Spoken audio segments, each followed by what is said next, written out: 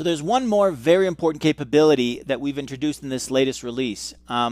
Remember, go back to our discovery section where we looked at trends.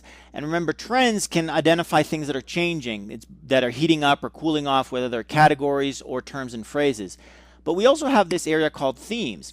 Now, this is something very new, powered by what we call semantic intelligence. The system is actually self-organizing all the discussions, all the topics into these groups, kind of like system categories. And we call these themes.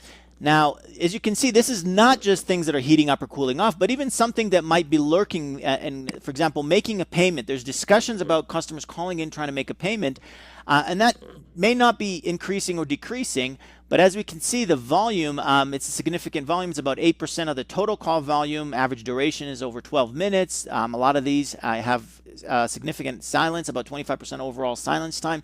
So it may be something definitely worth investigating that otherwise could have been missed because it's maybe not trending, and you may not have a category pre-built for this.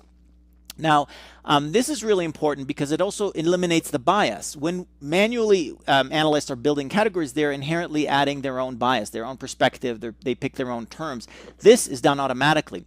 That also significantly saves a lot of the time to insight. Because it's done automatically, it's basically immediately you have a view of everything that's going on. And if I want to track and slice and dice this further and perhaps build a category, I can select the terms that the system suggested for me here that, again, are driven from the calls themselves, and say I want to pick these terms, create a category from this issue of making payments.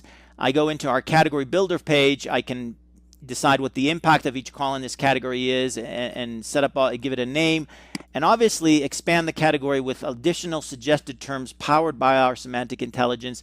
We can see that we have these terms set up. There's a lot of other terms that I may want to consider. For example, debit card. That's currently not very correlated with making a payment, but may be very important for that topic. When people are talking about using their debit card, maybe that has to do with payments. If I add this term, it's looking like it's going to expand the category by about 5%. I can add metadata, and I can just add this term right here, debit card. Very simple, very intuitive, very guided by the system. And I can test the terms as well. One last thing is this ability to inverse the category right here in the bottom left corner. This is very important for compliance purposes.